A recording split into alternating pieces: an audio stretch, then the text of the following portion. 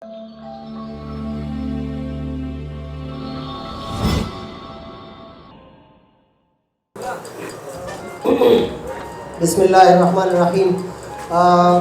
शाहसवार सकून से ته د واده په لړ کې مبارکي وایم او زیاتې خاطرې خبرو نه راتېرېږم او د غزل څو شعره وایم چې سوساس کې د اوښکو د بڼو په سر پراته وو، منظر و چې تور غرونه د اوبو په سر پراته وو.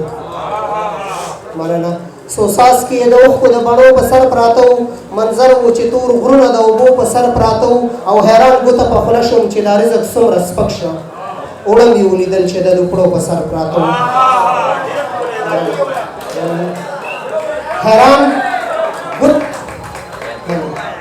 حیران ګوته په خوله شوم چې دا رزق څومره سپک شه، اوړه مې ولیدل چې د دوپړو په سر پراته وو، او ارمان مې زړه کې راغی چې ارمان دی چې دا زه وې. ارمان مې زړه کې راغی چې ارمان دی چې دا زه وې، ګلونه په کمسوی د اوږو په سر پراته وو.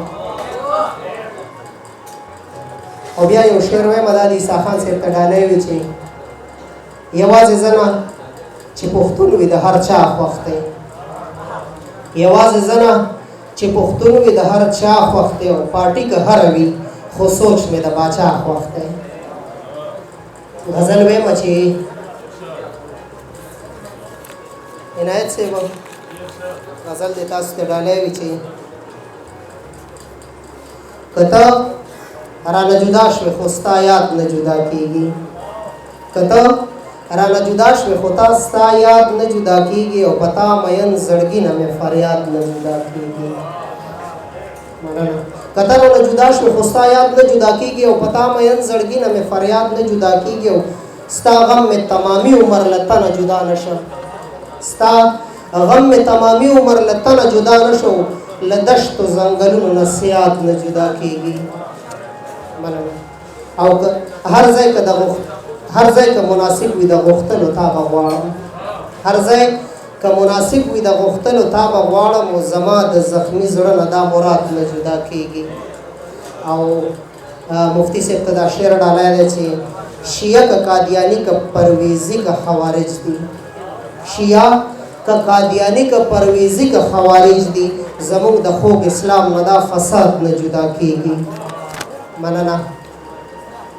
او ارمان او مینه دواړه راله قتل غریبۍ کړه، ارمان او مینه دواړه راله قتل غریبۍ کړه، زما د ژوندانه نه دا جلاد نه جدا کېږي، او چې ښکلي چرته ځي نو رضا هم پسې پسې ځي، چې ښکلي چرته ځي نو رضا هم پسې پسې ځي، او په جمع په یو مخ ځي باد له باد نه جدا کېږي.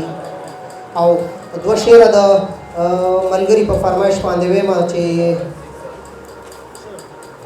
ستاسو فرمایش دی چې د کمسۍ مار کې یې وتړلم، چې د کمسۍ مار کې یې وتړلم، که د بنګړو بار کې یې وتړلم، چې زولنې مې ټولې ماتې کړلې د زلفو یو تار کې یې وتړلم. مننه.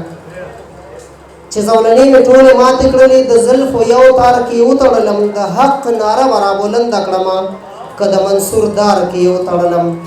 ما چې د مینې لوړ عظمت بیان کړه د لیونو خار کې یې وتړلم. هیله لرم چې دومره به بس وي. السلام علیکم.